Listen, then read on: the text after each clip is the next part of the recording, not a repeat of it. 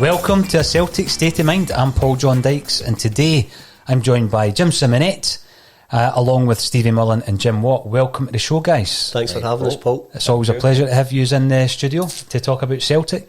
We're asking a few questions today. The first one that we're asking on the back is Shane Duffy, being our latest recruit. Is this the best transfer window?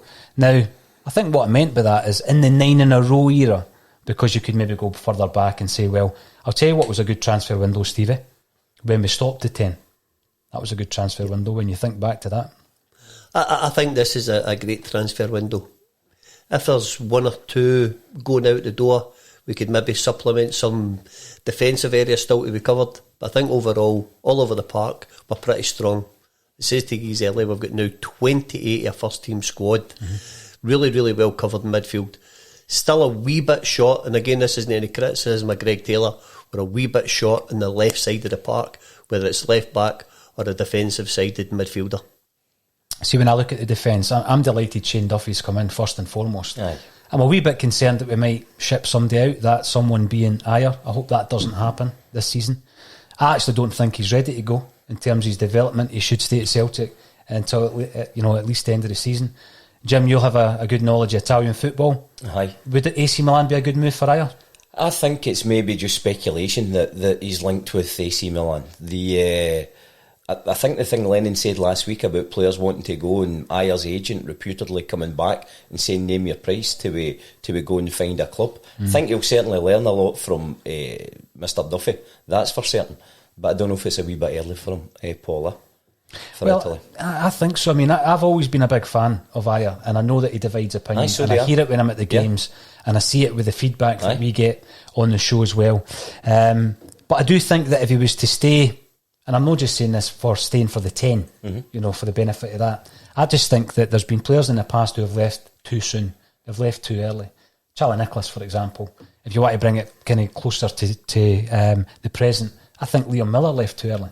But if we go and we lose another central defender, say it is Christopher Ayer, the now our defenders is Julien, Taylor, Bolly, Frimpong, Duffy, Ayer, El Hamid and Ralston. If we lose one of our central defenders who's there, we're back to being short again. Yes. There's no cover. No. You've got probably a good four, but one of them gets injured, you're struggling for defensive cover. And that's been my sentiment, Stephen, that what you've said there is we can pick all these midfielders, but we're still short at the back. And if you're short at the back, that's when you've got to have the options to be able to play people around. But you need this person to come in for the back. Some comments coming through, and we'll pick through them because in actual fact there's loads of comments. There was a couple of hundred before we even started the broadcast. So thanks everybody for getting involved. Colin Watt mentions that it's still a good bit of work to go to make it the best window ever. Takes a lot to top O'Neill's first season. I would agree with that. Good to see Premiership quality players arriving. Left back and right winger next, please. I think we do need a left back, but there's been a lot of discussions about the left back on this podcast over the last week or so. And I says to Jim yesterday that before playing the likes of Turnbull and left back, I'd play Bolingoli before I played somebody out of position. Now, and I mean that might be controversial. Bolingoli's still an asset to Celtic. He's got a 5-match ban. Yeah, of course. Lennon has come out and said he's not sure if he'll play for Celtic again. Do you think time in relation to this, Stevie, time will be a positive for Bolingoli in terms of he might end up being back in that squad? I think Greg Taylor's getting a hard time now, and I don't think it's all duly deserved. On a very personal level, I wouldn't play Bolingoli again for Celtic. Wouldn't sack him, but I would manoeuvre a move away for the club, whether it's in loan or a permanent. I think we need defensive cover to supplement Greg Taylor, or, as I say, do we get a left-sided midfielder who's got defensive qualities. Because I think Greg Taylor seems to be coming, same as James Forrest, a wee bit of a whipping boy for the Celtic fans just now.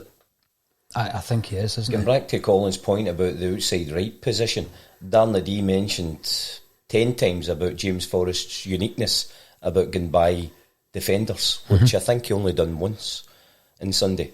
The wee boy Frimpong comes on. I thought he was outstanding. Some of the runs, in fact, he got the left back booked the minute 2-3 minutes after he was on. But I would like to see, Stephen says, maybe a wee bit more cover at the left back position for definite as well. See, when we're looking at the right back as well, then, just while we're talking about fullbacks, I don't think we're well covered there, because I don't reckon Frimpong is a right back. I think all his attributes are in an attacking sense, which leaves us with El Hamid, who I rate highly, and Alfine Ralston, who's disappeared off the edge of the earth. I think we need a bit of cover at right back. If I draw Jim in this one, I think Billy McNeil let Paul McStay into the team at 17 years of age, because they said age wasn't an issue. He just couldn't hold him back. I think there's maybe some games, especially at Celtic Park, that I'd like to see young Dumbelly getting put out to the right. We're talking about bringing somebody in. I don't know if it's too young, Jim. Is he at 17? Can he do it? Or if you're good enough, you're never too young. That's what I feel. So you're bang on. If you're good enough, come into the squad, come into the first 11. This is the opportunity for every player to be knocking down Neil Lennon's door. It's just we see players coming to the club, and young Dumbelly's been there. We're all excited about him. We got a wee chance last year, but it'd be nice to see. I think there's maybe games that are made for him. What do you think, Stephen? I don't think he wants to be at the club. And again, if you're looking for any sort of defensive cover, he's not going to give you that. And like, just sheerly personal, I wouldn't have him anywhere near the team in front of James Forrest or Jeremy Frimpong. Yeah, I agree with that. I agree with that. No, I'd like to see him getting a chance. I think the problem that we've got with Dembele is we had a wee discussion about him, Jim. Yeah. And there's a suggestion that he wants to leave the club. Aye. Now, I don't think at 17 he's done enough to demand a first team place. Again, it's maybe what these boys are getting told, Paul. That's right. Maybe what getting they're told for an agent, or absolutely, somebody's came and seen you at this tournament and whatever. Certainly, when he's got the ball at his feet, I've no heard anything negative about the kid. It's all been, and every Celtic supporter, I would say 90% of them are excited at seeing the boy player getting a chance in the team. That's what we discussed a wee while back, Stephen. That I don't think he wants to be there. But it's agents turn people's heads. Aye, they follow him full of different promises here, there, and whatever. But it's not the agent that's stopping him from getting on the park. It's himself. It's him that's got to get himself on the park. But I'm with Stevie. Agree with that. I'm with Stevie. I don't think he wants to be there, and I think he's got thoughts to go elsewhere. I've said that, Jim, there about James Forrest having a poor game at going by the defender. What a fabulous goal. What an absolutely fabulous goal. And then hitting the post, hitting the bar in the second half. So we know there's things there in James Forrest's armoury that he can do, but it's good maybe even to change it a wee bit. But we're no unique. There's a guy this morning for the academy, Chelsea, Samuel Illing Union, 16 years old. He's away to Juventus. So we're no unique that big clubs come and take our young boys. Yeah. There's somebody at Chelsea, one of the richest clubs in the world, and their guys are getting took off them. These guys are hunting everywhere. Every club's hunting everywhere to go and take players. And the younger they can get them, the better. They're getting them on, they're helping develop them, and then the aim is to get them into their squad, their team, help them to get honours, and then later on make profit out of selling them. Jim, I think Stephen had mentioned yesterday to me what I didn't know. The boy Hickey, the Bayern Munich deals fell through, and Bologna want to take him to Italy. Stephen was talking about, was it €28,000 or 28,000 euros a week? Now the boy can play, but that's fabulous, isn't it? I know. So if that's getting presented to you, and if we're going back to the thing about Dumbelly, I'm sorry I didn't know that there'd been rumbles that the kid would want to leave the club, but these guys are saying there's what we can get you a sign-on fee, there's what you'll be getting wages, he will definitely play you, And the agent will have 2 or 3 clubs lined up prepared to pay that kind of money, Jim. The frustration for me is a guy like Dembele. We seen him fleetingly last season. We were talking about it yesterday. He was on the bench against Hearts for the Scottish Cup final the season before, so he's been there or thereabouts making his debut in Europe at 16.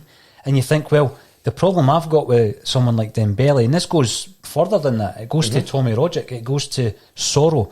If you're not in the first team, you're not playing, because there isn't a reserve side and you can't play development football. We're saying it's kids, but agents as well, and Jim will back me up with this, and Stephen, the boy Broto that was the goalkeeper with Celtic, absolutely outstanding. The following season he was away because his agent was greedy, ended up sacking his agent because he was desperate to stay at Celtic. You know, there's so many guys. Ramon Vega came in, had an absolute outstanding season for us back down the road to England because his agents went, there's what you'll get. I know. I think it's time to trim the squad. I think we need to cut some of them out. We've got 13 midfielders now, and some of them aren't going to get anywhere near the team. So if you get rid of some of them, bring some money in, and go and buy somebody as a replacement who's going to be competitive for a first team squad. Yeah. We'll have a wee look at some of the comments coming through on Facebook, Twitter and YouTube as well. It's always welcome. It's great to see the comments flying in. James Downey via Facebook, we need another wing back or left back and a winger. I think, see what I liked about, you've mentioned Forrest there, Jim, and it was great. It was great to see him scoring that goal because he has become the whipping not only good to see it, an absolutely outstanding goal. What a goal. And I think, Paul, see when the boy scores the goal, the criticism of the last couple of weeks, I don't know if you watched him, he really let it go right out of his system. Jim, did you watch it, Steve? He was screaming when he scored the goal. A fabulous goal, but didn't you think that Forrest, there was an alertness and a directness about him though at the weekend that maybe we've not seen in the last few weeks? I think he wanted to get on the ball and make something happen. Well, you know, I'm saying sometimes I feel he could do better. They changed it. I think they have a player called Lammy that plays left back, Motherwell, where he's played the whole season. They put him into the middle and put the other guy out who was much more aggressive on James Forrest. I'll go back to him pulling down Frimpong and getting booked with that. So they changed Lammy. So people's opinion, you know, they know James Forrest can play. You know, the wee guy, is it Robinson, the Motherwell manager? Yeah. Brought Lammy in and put the other guy, the more aggressive guy, out to the left hand side. The only thing I would say about James Forrest, sorry Jim, was his second season under Brendan Rodgers. Rodgers sat with him and showed him the stats of what the team had produced, and showed him his stats, but he hadn't produced. Start the following season, I think he scored a hat-trick at St Johnstone. One of them was a wonder goal. He had a great season. Up at McDermott, eh? Aye. Yeah. Aye. That goal at the weekend there is one of the most important goals. That could be one of the most important goals of the season. It's a great goal. Yeah, it helped us. It's how he took it as well, Stevie. It was off his stride, and then he got his feet from under himself, and he took it well. But that settled us just before going into half time, and for there, I think that we'll look back and that goal is one of the most important. Maybe it's just me personally, my frustration, because I've watched him do some wonderful things. Pace, goals, very, very important goals. And sometimes you're saying, James, come on. Listen, we're all the same. We all need a wee shake. I looked at Forrest yesterday. Jim asked the question, and I'll say it again, and people may agree or disagree. I already think James Forrest is a Celtic legend. See, when we look back on this 9 in a row, the 3 players at the moment for me that are standing out: Scott Brown, James Forrest, and Callum McGregor. And I'm talking about the 9 in a row, not just fleeting appearances from the likes of Edouard or Sinclair, who had a couple of good seasons. The boy is going to be a one-club man. He's going to play over 500, probably over 600 games for the club. He's going to be regarded and revered as a Celtic legend. The amount of medals and trophies that he's going to win as a Celtic player will be unmatched. Sure.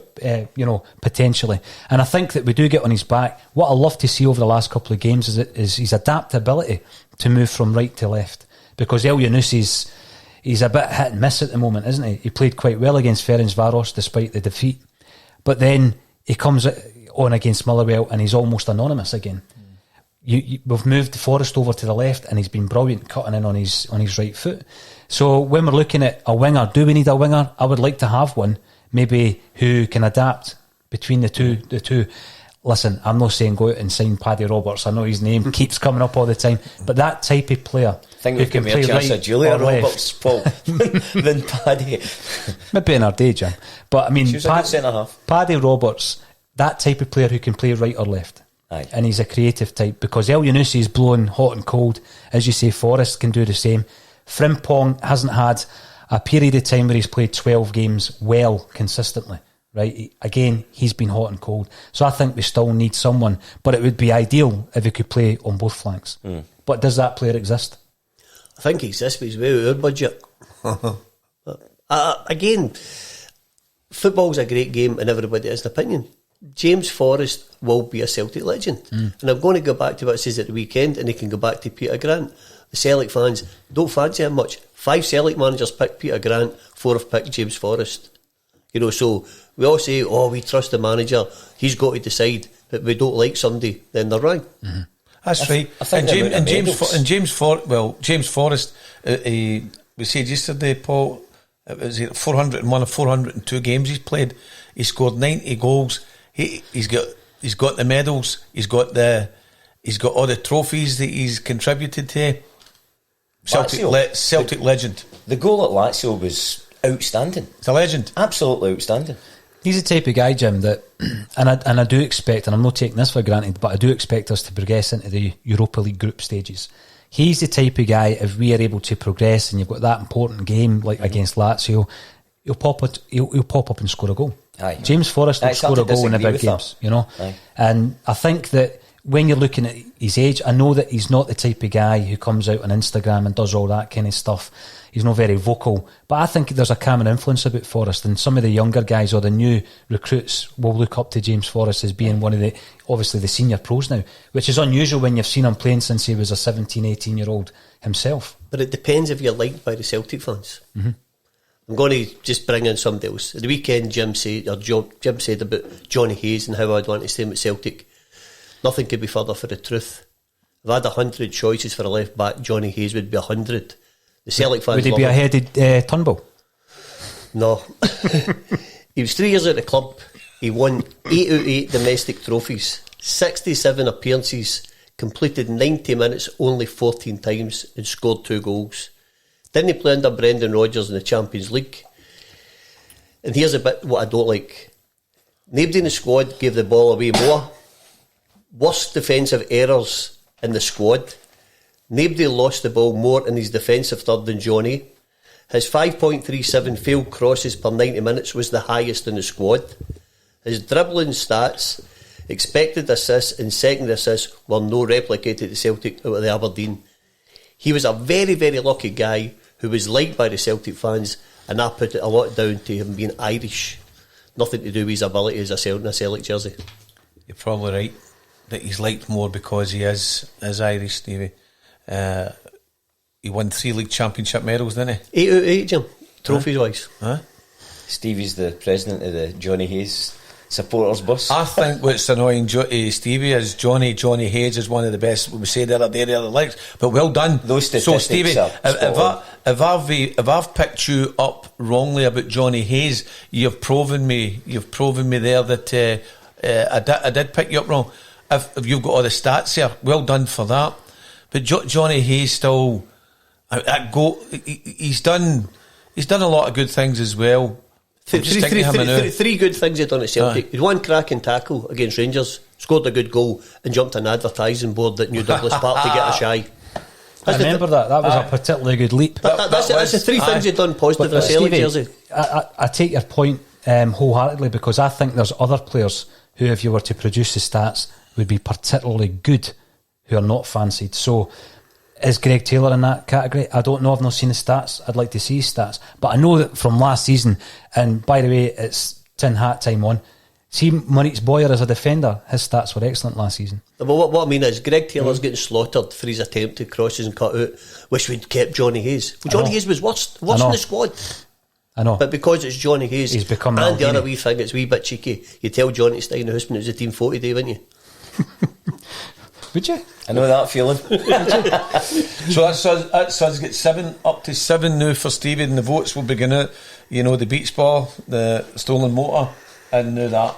There's loads of good comments coming in. Gary Doonan, who gets involved in the Bulletin on an almost daily basis via Facebook. Well done, Gary. The best transfer window, I think, Jim, you've already said this, is a transfer window where you win trophies. Yeah. So, we await this season to see how successful it is, and we can maybe look back. I think in terms of transfer windows, I would go back to the 97-98 season under Wim Janssen. That was a particularly good window when you're thinking of the obvious one of Henrik Larsson. But there was a host of other players that came in, and then a few later on, because it wasn't windows at that time, was it? No. So I think Mark Reaper came in a wee bit later as well. But we had players like Craig Burley, love him or love him now. He was an excellent signing that season. Paul Lambert came in a wee bit later. Fantastic buy. You also had guys like Stephen Mahey, and an important player that season, Mahey, Jonathan Gould. He was an important player that season as well. So I'd maybe say that was a particularly good transfer window because we had to stop Rangers that season, didn't we? The centenary-year transfer window as well was brilliant. Right. Especially when you look at the guys we lost, Stevie. But I think if you, what you said earlier, if it was this current 9 in a row, this is the best up to now, on paper, the guys have still got a lot to prove. I think what I like about it is generally when we go through a transfer window, there's a few buys in there who is not going to get anywhere near the first team, right? And I think January back then with Klimala and Sorrow, for a decent outlay, there's 2 guys who weren't ready for the first team. Yeah. I think if you look at the players we've signed so far, the 5 players, every one of them, I'm not saying could walk into the first team, Stevie, because we've discussed Turnbull already, but they're first team players. They're guys who are going to get games in the first team this season. Every one of them. They've got to be ready to challenge to play in the first team. They'll be ready to play next summer. Yep. If, for example, somebody was injured, these guys can get in and you don't make a noticeable difference to the quality of your team. That's when you're ready. Go back to the wee guy, Lewis Ferguson. He's already played over 100 senior appearances. So if he was to sign for Celtic, he's ready to play and then when he's needed. Absolutely. And that, Stevie, this is what we've been saying. It's okay he's signing all these different players. It's got to be impact right away. Soon as they come, ready to go in the park, ready to fit into a position where we need them. So we're actually between us all, everybody out there as well. Soon as Shane Duffy comes, he's bang in there. He's banging at the back. But that's the way it should be, and that's what the man's. That's the point. The man's making the point of there. But the thing is, that's not happening. He's right. Stevie's right. The players that come have got to be able to go in right away, bang, and make that impact and make their impression. Make their impression on the fans by view at the moment, because there's no fans going to get and tap anybody's back because there isn't anybody there. So impression right away, impact, attitude, willingness to win and willingness to become a Celtic player and a Celtic team player. So Jim, bang on, Stevie. I think what Stevie said, he's 28 years of age, Stephen. Duffy. Yep. Good talker, strong big centre half. I'll go back to Rodgers bringing in Toure and just getting us through into the Champions League. Just talking to guys, that experience, it's going to be fabulous. See, we go back to the very first show we done, Stevie. It was Stevie. It was the man sitting beside you, Shane Duffy. It was him that said it. Aye, Stephen Saul. I'd love to take the credit for that. Aye, but it was him that said it. So maybe we got it a wee bit wrong with the Johnny Hayes part there. But you did say Duffy. Yep. You just his experience, and then we all started looking at Duffy. Aye. So there it is. Aye. It's great to get him. Of course it is. Aye. But it's only great to get him if he's going to come on and be the impact player that we think he's going to be. Well, we hope that. We all hope that. We have a bit of luck. As we spoke about earlier, Jim, before we come on air, as Celtic fans, you think we can just go and take guys. But when you're dealing with Brighton and Hove Albion, you're dealing with Tony Bloom, a billionaire, a professional gambler who's made all his life gambling. When he worked at Victor Chandler, he managed to convince Victor Chandler, who's a real person, to all the profits for the 98 World Cup, up into including the semi-final, to put them on France to beat Brazil. And they've done it, so he's got a real powerful persuasion. You can't go and bully him into a transfer. No, you can't. So the transfer's been done at a time and suitable to Celtic and to Brighton. It probably has, It probably has, but Stevie. We've done well getting them in. We've done well in getting them in. And Celtic has went down there and said, because they couldn't bully him. They couldn't bully him. They have went down and says to Mr. Bloom, how much are you wanting for this guy? Wanting this. Celtic's probably thought about it and said, well, maybe can't afford that. Then I went back, then back and forward. So both clubs have done brilliant to get the player. Both clubs have done brilliant. Celtic have done great to get Duffy, and let's all hope he is the impact player that we want him to be. I think the other side of the park, Gayetti's beginning to look as if he's going to fit in. You know, he's in the box. He was the goal against Dundee United. It was his head that got back. He turned around to face the play, and it goes to the net. I'm not saying he's Henrik Larsson, but it's a wee start, isn't it? I think it's what we need at the it's moment. What we need. We definitely do. Yeah. And again, that wee bit of experience. Somebody that's been about a wee bit. Oh yeah. Now Patrick Murphy via YouTube, the Celtic Lowell way will be to balance the books. If any club offers 15 to 20 for either Ayer or Encham, they will be sold. Let's get back to 3-5-2 and get a new left wing back in.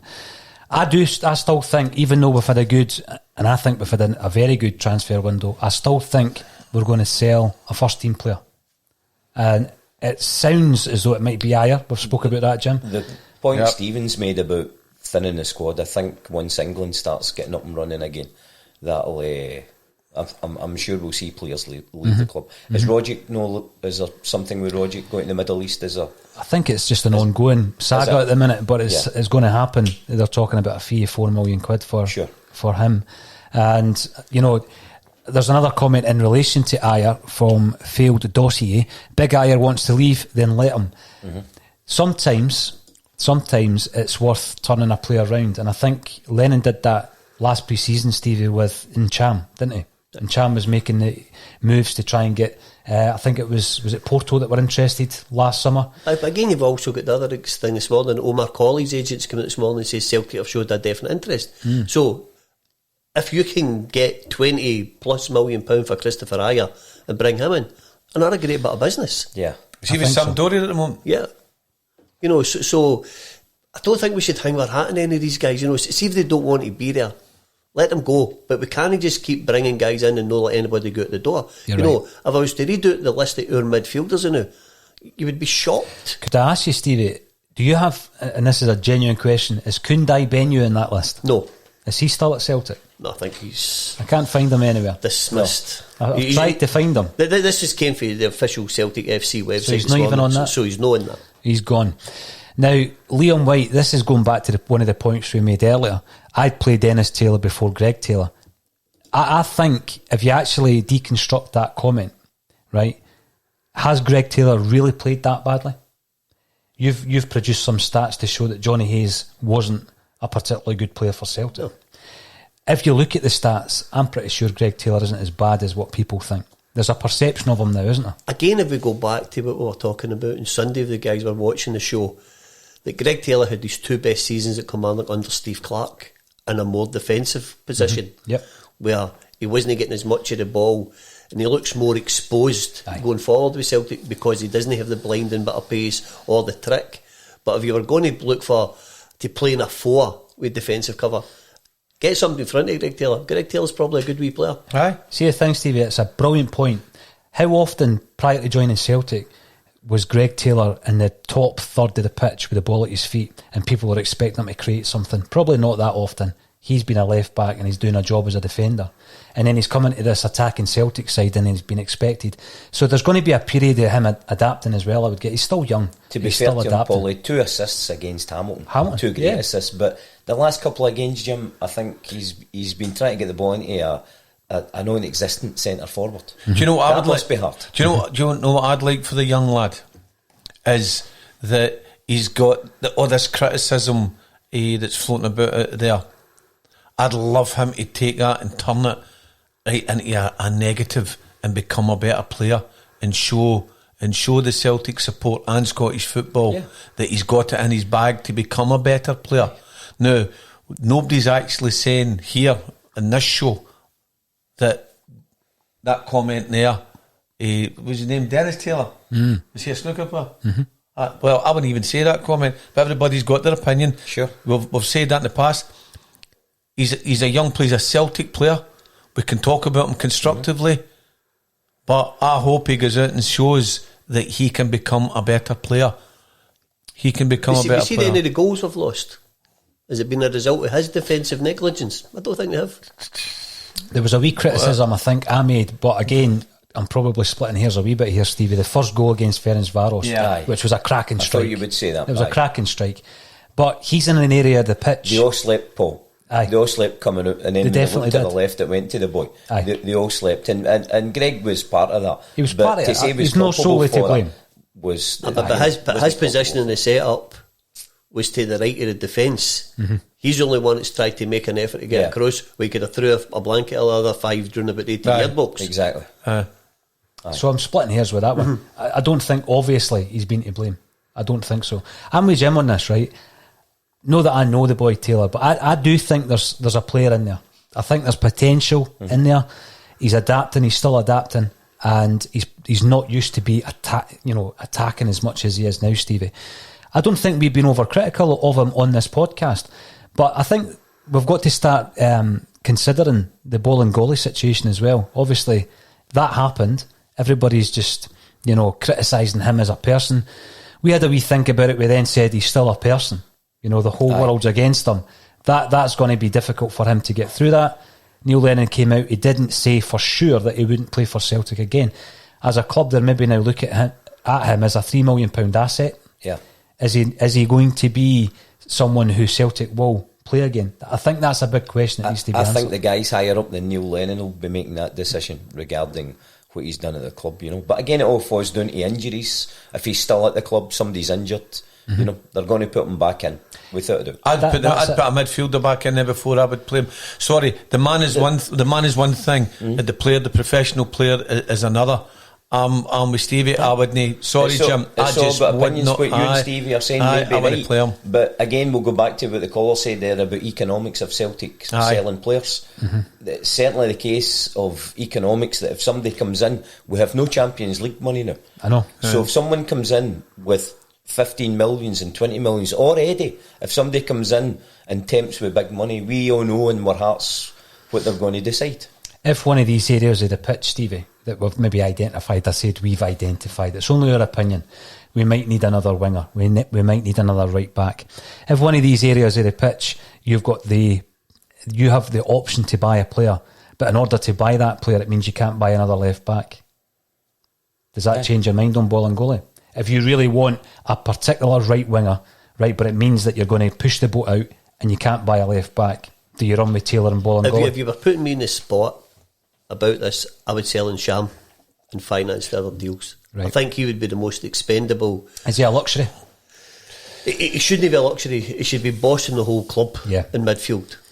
He's got the build, he's got the physique, he's got the ability, doesn't seem to do it enough, and he's obviously not a first pick for Neil. No. So I think he's the most expendable out of your big assets in it. And that covers a lot of different bases, doesn't it? Yep. I mean, it doesn't quite fill the gap of the Champions League loss, but it allows you then to buy the 2 or 3 players that perhaps Neil Lennon's still looking at. Yep. Now, some more comments coming in. Gary Doonan, going back to the transfer window via Facebook. In most recent times, the start of Invincible season wasn't big in terms of finance or numbers. Dembele, Gamboa, Toure, De Vries and Sinclair. So the biggest buyout all of them was Sinclair, wasn't it? Yeah. Gamboa turned out to be a bad signing in terms of the games that he played or didn't play. But you look back on that season, you think that was an excellent transfer window. The outlay wasn't massive, was it? No. Patrick Murphy. Jim, you're talking nonsense about Turnbull potentially playing left back. Apparently. That's good, According Patrick. to Patrick. You're welcome with your opinion. But what we're saying, it's an option. We're not saying to put anybody in at left back. We're talking options. So that could be McGregor going back to left back. If you are under pressure and you've nobody to put into that position, then you've got to look at every option to go in at that back. Didn't he play there against Copenhagen? Sorry? Back? Didn't he play there against Copenhagen? Aye. Left back, he to drift back in. Aye. McGregor played left back against Cluj last season. Was it Cluj? Sorry. Yeah, yep. Dixie Normus says that Hayes was never going to make an impact at Celtic. Well, I think when we bought him, he was the outstanding player in Scottish football outside the Celtic and Rangers. I was very surprised with He was. Paul. When Celtic bought up Johnny Hayes. I only ever seen him playing well against Celtic. Any time I ever seen him playing against Rangers, he was anonymous in the games. I would need to agree with that. Now, Scott Graham makes a point in relation to Forrest. If he was to move to left mid, then El Yunusi could potentially move into number 8 or number 10 role, because that's where he played when he was at Molde, and then we might get the most out of him. What do you do with El Yunusi? The guy has got bags of talent. He's shown it in dispatches at Celtic, but not on a consistent basis, is it? I think it would have to go back, Paul, to the wee discussion we had prior to the show, and you says you would maybe want to make a complete show of this about with the current squad we have got, for your viewers to pick 3-5-2 and 4-4-2 with the players, and I think it would be really, really interesting to see the variations in the teams you would get. Good shout, yeah. Tony Cassidy's been in touch via Twitter. Stevie, the Roy Keane of a Celtic State of Mind. Cheers, Tony. Okay, there we go. And Kevin Graham, who is well known to most of the viewers, is stating, I'm not wholly a fan of stats-based opinion, but that Neil Lennon trusted Johnny Hayes in big games for him says a lot about the player character, and sometimes he's that important. 14 games, 67 appearances, 90 minutes. Didn't trust him that much. No, you're right. But Brendan Rodgers didn't trust him at all in Champions League games when he went out to domestic. And he signed him. He signed him. You know, when you look at that as well, some people say, oh, he always gave 100%. Surely that's the prerequisite for any player. He always gave 100%. Paul, go back to Johnny Doyle, God rest him. You know, I remember guys screaming at Johnny Doyle. Obviously he was trying to fill the void of wee Jinky. There was a guy that he gave you 100%, but those just games that never clicked for him. But that's football, isn't it? Exactly, it is. Now, Stevie, you did bring up Shane Duffy very early on a Celtic State of Mind several weeks ago. And I don't think I had actually seen the news prior to you suggesting that he might come to Celtic. You've also mentioned Lewis Ferguson over the last few weeks, and there's quite a few comments coming in about Lewis Ferguson. My biggest concern there would be the fact that we don't actually need another midfield player. You've said yourself 13 midfielders. 13 midfielders, and I don't think some of them will get anywhere near the first team. I agree with you. So, my basis of Lewis Ferguson is that I think if he's got 100 appearances at 21, we've got guys breaking through at Celtic at 23 and 24 who have played a handful of appearances. So he's ready. He's like the South American guys you bring in. They've played hundreds of games at senior level and they're just ready to play. He would be able to offer good competition for your midfield area and not just be a guy who's content to sit about. Do you want me to read the midfielders we've got? Yeah. Right. Beaton, Brown, Sorrow, Turnbull, Christie, Rodgick, Johnson, Encham, Elyounoussi, Luca Connell, McGregor, Forrest and Henderson. It's an imbalance of midfielders we've got. We have, and someone's actually made a point about Mikey Johnson as well, because until you mentioned him, we've not even discussed Mikey Johnson. I think he must be about 4 weeks from coming back from injury. He's still to come back. This is from Sean Hill via YouTube. Hopefully we can get Griffiths back into the squad, left back, left wing back next in the transfer window. Happy enough. We have discussed Griffiths, and it's someone that no one forgets he's still at the club, but he doesn't seem to be anywhere near that first team squad, Stevie. Is he a player that Neil Lennon might look to move on? I think Neil's one of his greatest attributes is his loyalty to his players. There must come a breaking point with your loyalty when you can't rely on these guys. That last week, we're playing a Champions League game without a forward. I don't know Clee Griffiths' personal situation, but surely if we have to depend on this guy, he's got to make himself available for these games. There's another point coming in about Shane Duffy. Howard Roark via YouTube. If Duffy wasn't Irish, would there be so much hysteria about the signing? I think signing a player from that level of English football, an international, 28, when it's a position that we need to fill, I think that's why Celtic fans...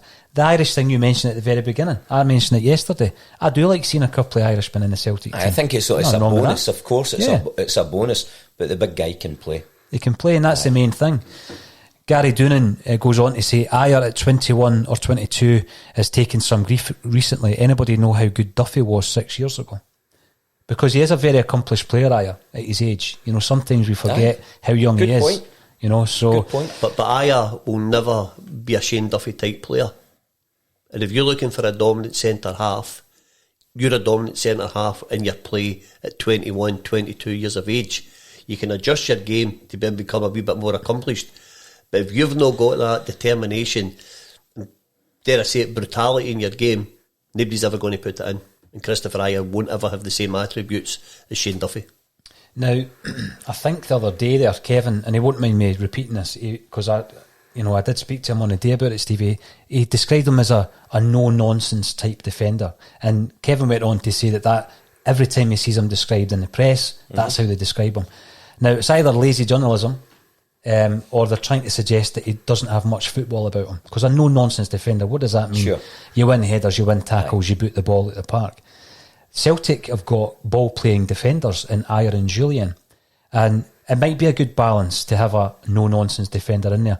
But I don't think that's where Celtic are at the moment, to have that type of player. I think the last time I was through, I spoke about Pat Stanton coming and making Roddy McDonald a better player, albeit one season. Yep. But I think Roddy McDonald that year was absolutely outstanding, just with somebody next to him who could talk him through. The thing about Ajer being 21 years of age, I'm hoping Shane Duffy improves him through being able to speak, command, tell him where to go. I think it's a fabulous signing. And hopefully Ajer will progress, get better with someone like that beside him. The other thing as well, Paul, you don't play that amount of games in the Premier League in England without being able to pass the ball. Aye. Now, he's not going to be a polished defender. He's not going to be Pirlo. He's not going to be Cannavaro. But he can pass the ball. He's not an idiot on the ball. He's maybe just not the most accomplished or polished defender. But he's not any slouch on the deck either. And you bang on with the amount of appearances, Stevie. He just over 200 appearances in the English Premier League. Well, we got a few messages coming up from a friend of a Celtic State of Mind called Spencer Vignes, who is a Brighton and Hove Albion supporter. He's written books about the club, and he reckons it's an excellent signing for Celtic and for Shane That's Duffy. good to hear. And for Shane Duffy. Because he said, he's one of these guys who may not be the perfect mould of this athletic footballer. He likes a few pints, he likes a night out, but not to the detriment of his performances. But that's maybe why he's not in the plans down there. He comes up here and he reckons he's going to do well for Celtic. So I'll take that from close quarters. It's good to hear that from absolutely. one of their fans. Is Jim saying he's played 200 games down there and the guy's 100 plus watching. games. Didn't date Paul McGrath any harm having a few pints? It certainly did not. He was one of the finest defenders I've ever We seen. know why his career went downhill. Hey, listen. Have you mentioned the Savoy in there? You can bring up Paul McGrath anytime you want on this podcast. I just think the guy was Paul McGrath? he was a genius. He was a genius footballer. Great player. When you read his book, Back from the Brink, you realise he should never have been a footballer with the upbringing he had, a really tough upbringing, and then obviously had his demons when he made it as a player. For anybody out there who likes a football autobiography, it's the finest autobiography I've ever read. Not just football, just generally. Back from the Brink. I would have loved to have seen McGrath in a Celtic jersey, Stevie. That'd have been a bit of a signing. That'd have been a bit of a signing. There wouldn't have been a nostalgic one, guys at the end of the career just to come up and get a wee payday and say the world of hoops. He'd have been a fantastic player for us. Here's a wee story for you then. Tom Grant, Billy McNeill and Neely Mockin travelled down to Manchester to sign Paul McGrath. Right? Wow. They're meeting him in a do, some kind of do, where some kind of player of the year dance or something, and there's Paul McGrath.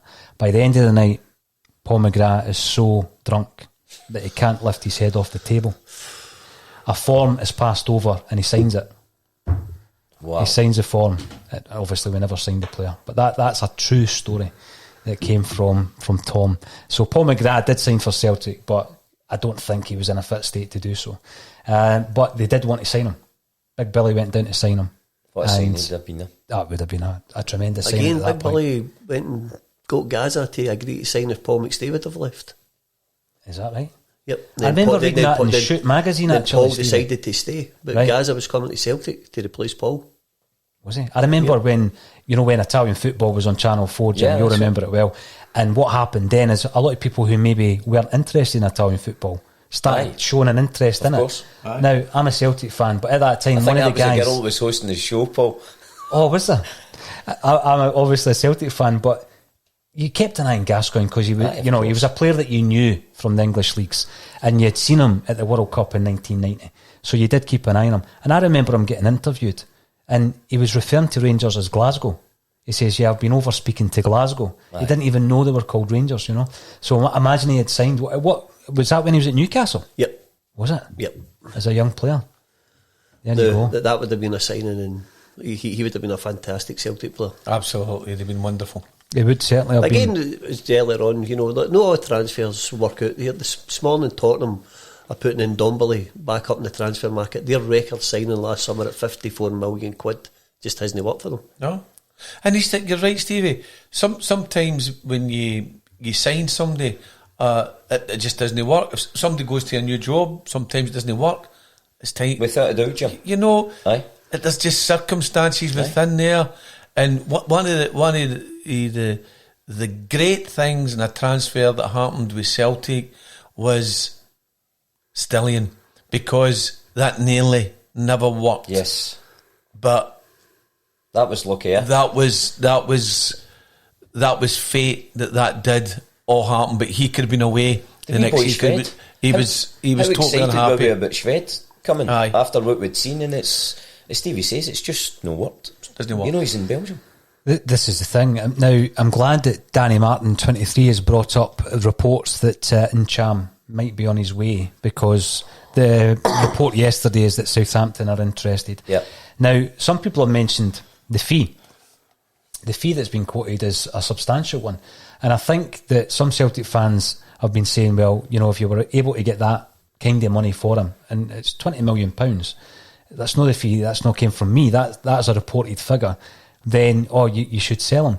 But I think what we should all realise is if you're selling to the English market, then £20 million should be the absolute minimum for a first team player that you're selling to the English market. We've seen it before. Tierney went down there for 25. If he has a good season for Arsenal, what value will he have? But I think with Ncham, Paul, if you're going to sell him, you need to sell him in this transfer window. 2022, you get him next summer, then he's only got 6 months before he could sign a pre-contract. I think you need to cash in just now if he's going to go. If he was going to sign an extension, then great, you can start building plans that he's going to stay at the club. If there's no any indication he's going to do it, I think right now is the correct time to get rid of him. That's the wrong terminology, to sell him. Yeah, if there's an asset you need to sell of the three that have been mentioned, Ayer, Ncham and Edouard. He's been a player that's been outstanding in some games. Yep. Against Anderlecht, the first 15-20 minutes, you'd thought it was his first time in a football park, and then he sets up Kieran. That's right, he couldn't pass the ball, Jim, could he? No, sets up Kieran, who puts it into Griffiths, and all of a sudden, just one pass. Yep. That one pass where he maybe just get back into the game.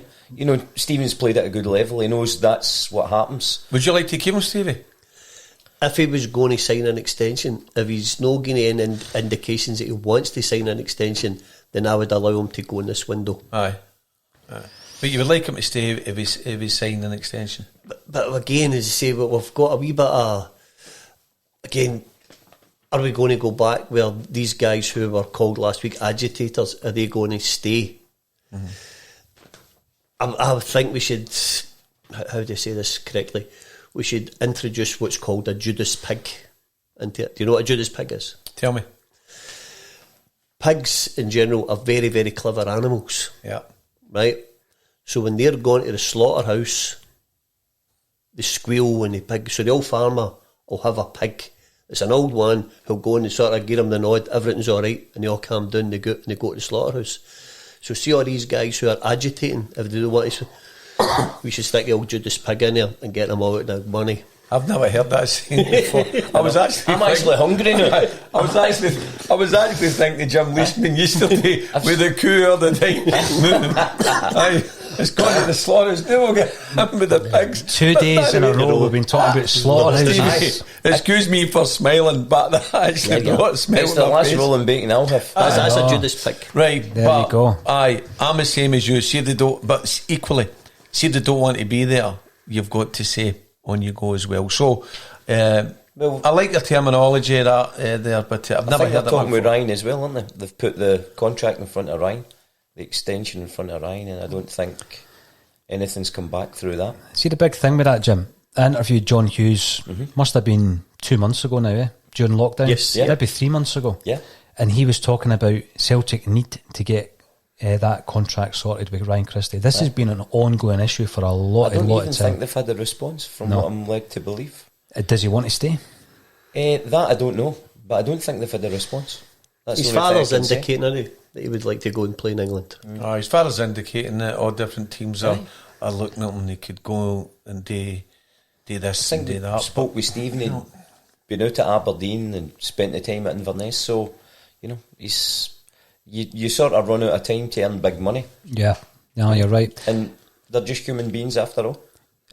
Now, looking back to the left-back position, Kevin Graham, I would have Taylor and Hayes before Bolingoli any day of the week. Sometimes a solid 6 is what a coach needs. Now, I think back to a time where everybody was changing their Twitter handles to Bolingoli. He was the flavour of the month for a wee while. Without a doubt. Paul, sorry, can I ask you a question? What is a solid 6? 6 out of 10. Performer. Average performance every game. That's what I take from that. Right. You do want consistency, but I think it's going to come down to finance, like you say, Stevie. If we sell one of the guys we've mentioned, Encham, simply because we've got so much cover in midfield, would be my guess, and you can cash in on that. It might not be an issue, but we might be going into October, November only having one left back, one recognised left back, and then Bolingoli becomes part of that squad. That's it. So, I mean, it sounds ridiculous after what's happened. And if the recognised left back gets injured, you've got to play him. Aye. I think the guy change the whole formation. I think the guy who could cure both problems defensively and if you want somebody to sit in front would be Barry Douglas. I think he's an easy fix if Taylor's not to play, if he's to play left back, or if he's just to stand one in front of him. He's got a lovely left foot and a wee bit of defensive capability. Daniel Leach makes a point via YouTube. Encham will probably join Musa at Lyon. Lyon are interested. Imagine he did. Wow. And you've got Dembele and Cham and Denier all playing for Lyon. I think it gives you a glimpse of what could happen if Celtic were able to retain all their top players. Aye, been grace. But I think part of the reason, and Stephen and I have spoke about this now, it's the game now.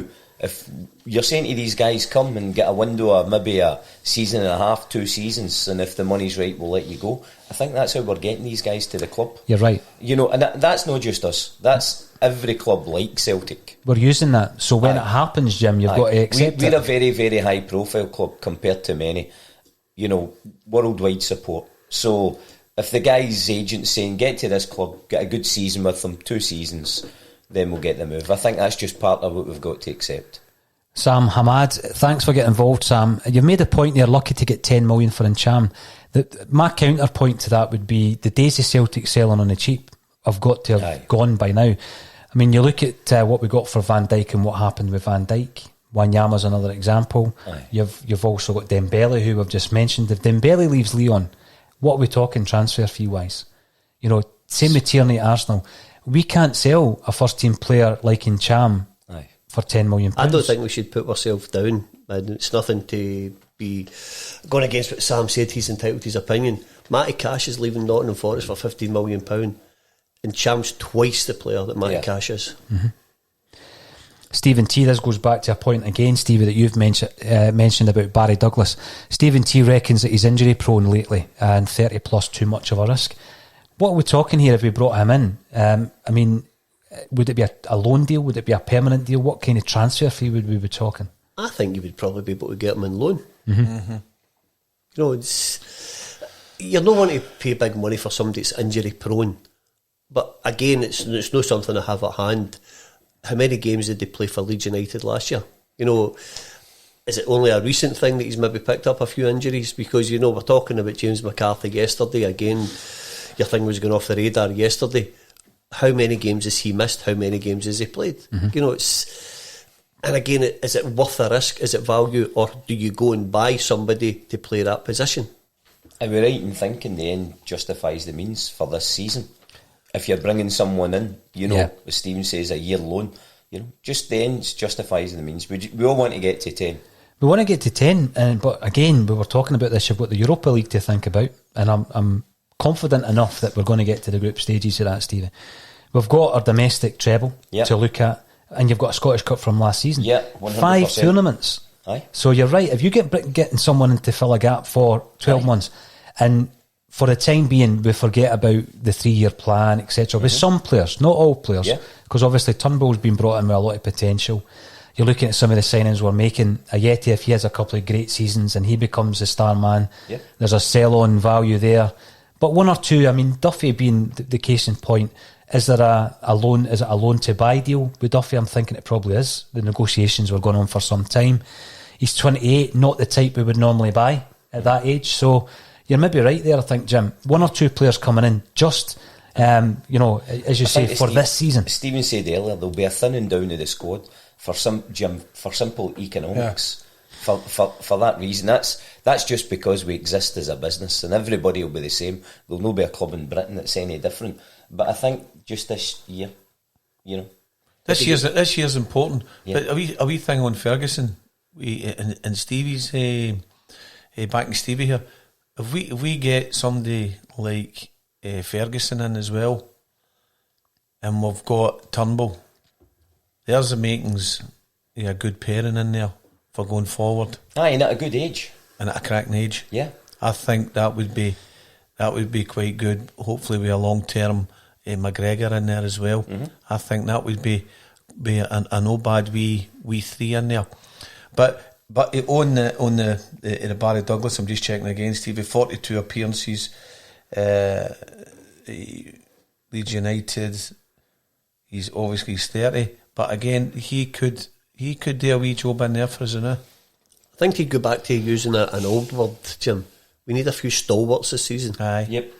Just old heads to carry us through some difficult situations, because not every game's going to be pretty. No. So we just need these guys to carry us through. A wee bit of determination and a wee bit of know-how.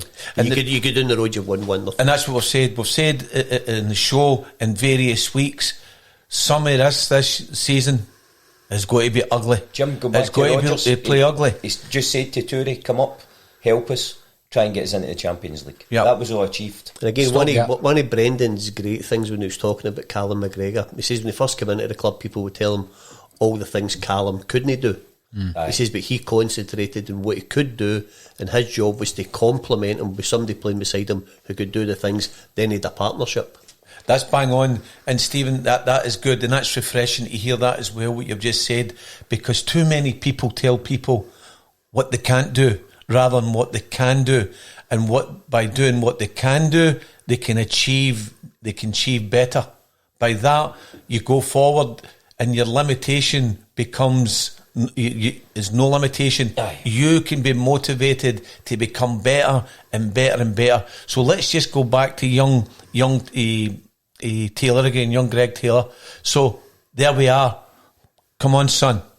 Let's get you motivated.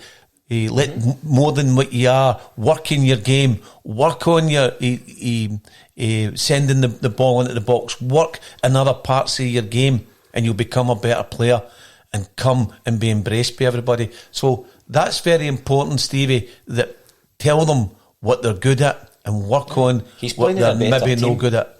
He's playing in a better team. He's came for a team who are defending 70% of the time, a team that are attacking 90% of the time. Aye. The boys adapting to that. They will adapt. Yep. And obviously his backup might be Bolingoli, but that's another conversation. Stevie, we had a good wee discussion about the SFA's disciplinary panel. Yep. What's your thoughts on that? Well, as everybody in this room knows, I'm a massive fan of Peter Lawwell.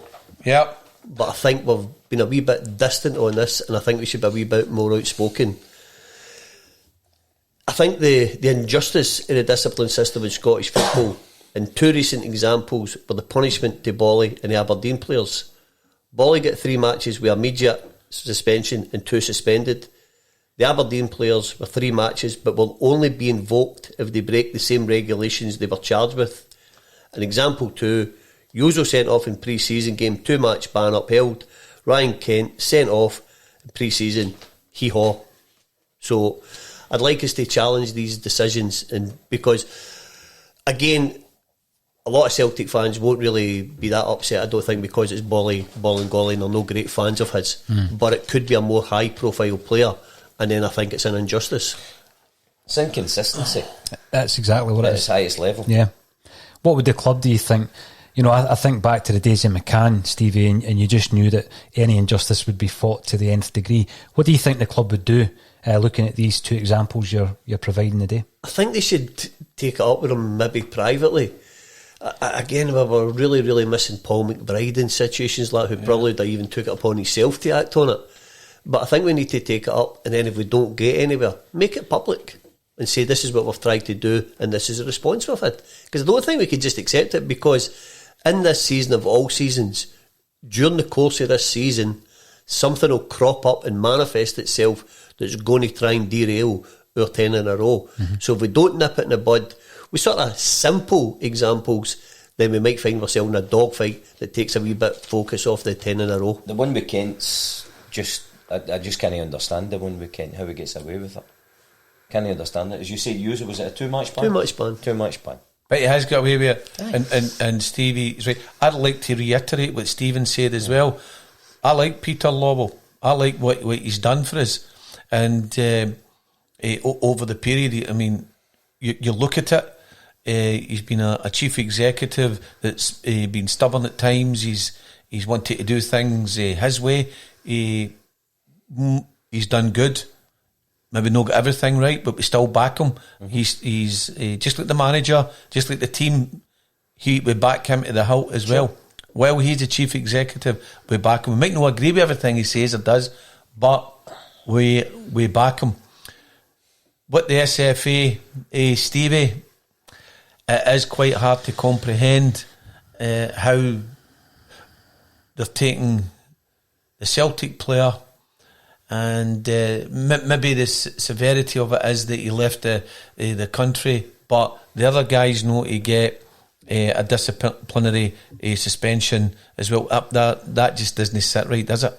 Jim, if I can go back to Fergus taking Farry back to court. Stephen knows this case. I kept the front page of the Glasgow Herald. That case took 6 minutes in a public court. 6 minutes. When Celtic, there was 3 investigations that all passed Farry, 3 internal SFA investigations, and they all passed Mr. Farry for holding back George Cadetti's signature. When it went to a public court, it took 6 minutes. The QC representing, I keep saying Rangers, but it's SFA, asked to approach the judge and withdrew his services, saying that his clients had withheld documentation and paperwork from him. They had lied to him. Their own QC, the SFA's QC, withdrew his services. So you're dealing with an association that's been found to be wanting. You know, we were told, Hugh Keevans tells us how great a man Farry was. That's what he done. 6 minutes in a public court. Absolutely. And I do agree that there's been issues for generations all around the SFA and their treatment of Celtic. However, William01 on YouTube explains that the reason Kent never got disciplined is because the French FA never reported the offence. So on that occasion, that could explain that one. But I think in terms of the coronavirus breaches, it's something that needs to be looked at. But as you say, Stevie, and I brought up Bolingoli the day, it's like a bad word. I'm not allowed to say maybe Bolingoli will be a left back. The Celtic fans... But you're entitled to your opinion. Well, it's for me though, Jim, I just think that the boy done wrong. He's now been punished. Once the 5-game ban is up, Neil Lennon and Celtic will need to decide whether or not he's going to play for Celtic. Aye, but you're entitled to your opinion, and we state everybody else that's part of the show, they're also entitled to their opinions, and that's what makes it a show, and hopefully that's what makes it a good show. It's like me saying it's an option for left back. I'm not necessarily right, I'm not necessarily wrong, but that's just my opinion. If I want to drop somebody in for left mid, for the midfield into a left back position, that's my opinion. But it doesn't need to happen. It doesn't need to happen that Bolingoli becomes the left back. It doesn't need to happen, but you're entitled to your opinion. And it's great that all these opinions are coming in and it's open for debate.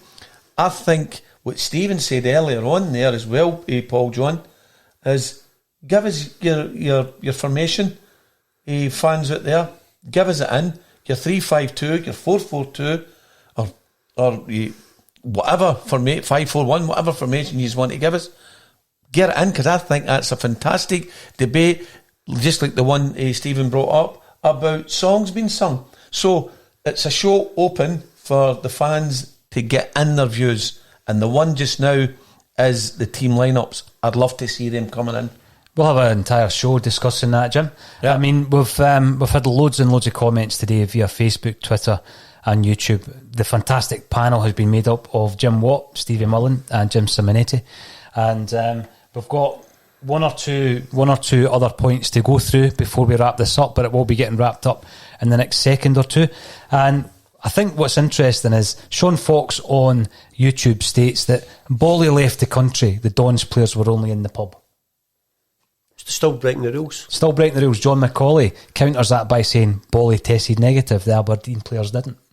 So it's one of these ones that... But if you're doing a correlation, if he gets 5 matches, 3 immediate, 2 suspended, surely they should get 1 immediate and 2 suspended. Mm-hmm. You know, they really escaped scot-free for that. I know. You know, they get 2 club games postponed, the same as Ballincollig get 2 Celtic games postponed, but they didn't really receive any punishment unless they break the same regulation again. That makes no sense to me. No, I'm with you, Stevie. I'm with you. Now, we've had some excellent guests on.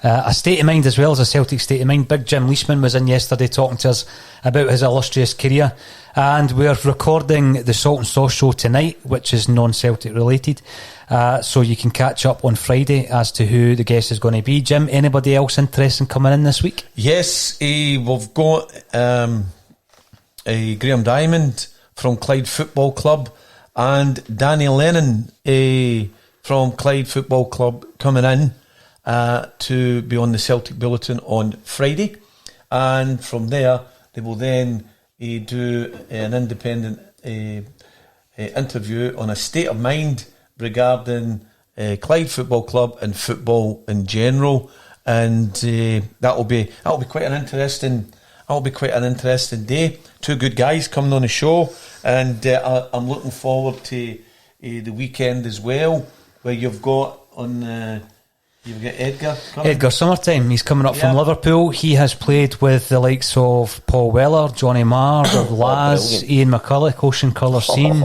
He's coming up for a live interview on Sunday. He's going to be playing an acoustic session and doing a DJ set. So busy day on Sunday. Fantastic. And you'll all love it. So thanks everybody for joining us on A Celtic State of Mind. Thank you. Here we go.